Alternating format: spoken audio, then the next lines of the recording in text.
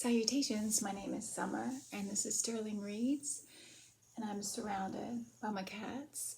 You may hear Finn Church. He's stuffy this morning. I wanted to go over my September TBR. I just finished watching Mark's over at Book Time with Elvis. I'll link his channel down below, and Brandy at the Book Collectics. When I get off of here, I'm going to go watch Aaron Facer's August wrap up September TBR or plans or whatever. I love watching people's TBRs, like what they're planning on reading. I have a ton of stuff. I'm trying to be more organized this month. This has not been a good reading year for me, in the sense of I haven't read very many things. May is pawing at the window. I don't know. Anyway, at the end, I'll talk about the 2 books I read in August. I started a bunch of things, but I only finished 2. And this month, and I think October also, is going to be a wrap up months of things that I've started that I want to finish. Also, Scott's, Brian's book club. I'm waiting a little bit to start that because I'd like to talk to Becky. And I've just been, I haven't done that. So anyway, I have 6 library books that I want to read in September. 2 of them I have started. The other 4 I have not. 2 things on my Kindle. You Are Here by David Nichols. I want to get back into that. It's very good, what I've read so far. And also A Prayer for O.M. Meany by John Irving. It is fantastic. It may be my favorite book this year. Why I keep sitting it down, I do not know, because it is beautiful. I'm loving it. So those are 2 things I want to read on my Kindle. Library books. So one I need to get back to is Other Birds by Sarah Addison Allen. This was recommended to me by Brandy over at the Book Collectic.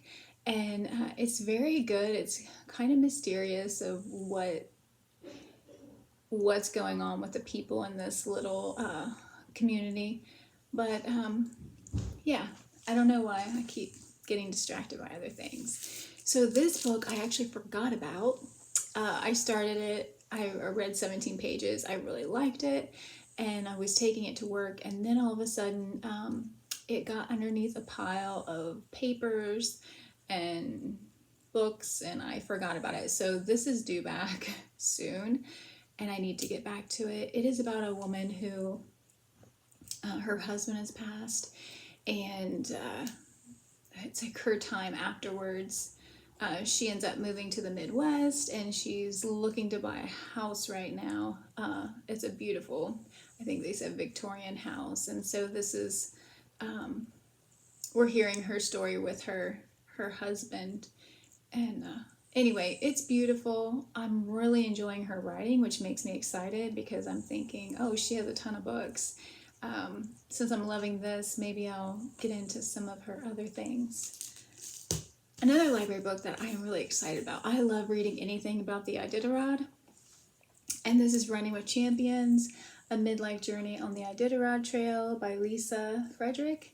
And I'm midlife also, and I'm just, I love anything about Iditarod racing, which is funny because I know a lot of hardship and it's dangerous. But so this book I ordered again. I had taken it back to the library, but something just really wants me to read this book, The One-Way Bridge by Kathy Peltier. I read out the very first page to you guys a couple months ago, and then I never picked it back up. So yeah, I'm looking forward to it. I don't really know what it's about. A reread, and I used to have this book, but it was in such horrible shape. I think I got rid of it, and I read this, could be 25 years ago. I don't know. It's been a long time ago. This is Nora Roberts' Search. I'm not a big Nora Roberts fan, but this book was from what I remember, it was crazy. Number one, it's about a woman who has dogs. She goes like in search and rescue, and I only read the first chapter, which it. Anyway, there is a guy who if I'm remembering correctly, he would kidnap women who were running, which I thought this happened in real life in Texas, maybe 10 years ago. But anyway, yeah. So she's one of the victims that actually was able to escape him, and now he's been released from prison, or he escaped or something. Anyway, I remember it being suspenseful. I think she has like 3 dogs or something, like labs, which I love reading about. So yeah, I'm looking forward to getting back into that. And like I said, I only read the first chapter. And the last library book, which I'm really hoping to get to, is The Comfort Crisis by Michael Easter. This is Embrace Discomfort to Reclaim Your Wild, Happy, Healthy Self. I'm not really quite sure what direction this is going to take, so it may be like something I'm not interested in, but yeah, we'll see. I'll let you guys know, hopefully. So there's 2 audiobooks that one I've already started, the other one I haven't yet. The one I've started is a Catherine Center, which I was disappointed in the last Catherine Center book that I read. It was her newest release, the rom-commers. I just couldn't get with the characters or the romance, and I just didn't like pretty much anything about it. Isn't that horrible? Because I usually love her. I mean, yeah, I usually love all her books. So this one is called Everyone is Beautiful, and I'm loving it. I don't think I'm quite halfway through of listening. I think maybe I'm like 36%. But I am loving our characters. It's a woman who is happily married. It took her a long time to like get pregnant, and once she did, they had a son, and then she thought, oh well, it took me a long time to get pregnant, so no sense to worry about it, and she got pregnant again really quick. And then she thought she was safe while she was breastfeeding, because a lot of women think that they cannot get pregnant while they're breastfeeding with their second child, and she got pregnant again. So she's going through that of having 3 boys, and it's very funny. It's very heartwarming. I like the relationship between her and this new friend, and also her neighbor. Yeah, and the guy who takes care of their apartment building. It's really good. So the last thing, I didn't even mention the second audiobook.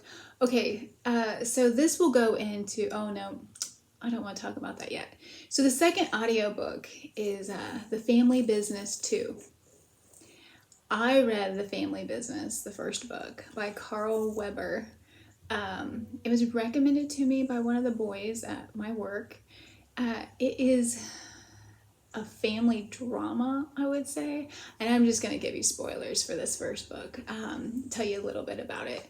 So yeah, it's about this big family, and they own a car dealership, and they have a ton of money, and it's like, where's all this money coming from? With how they spend it, is clear that something else is going on. But anyway, the father, LC, his oldest is named after him. All the other kids are named after places, like London, Paris are the daughters, and then Orlando, Rio,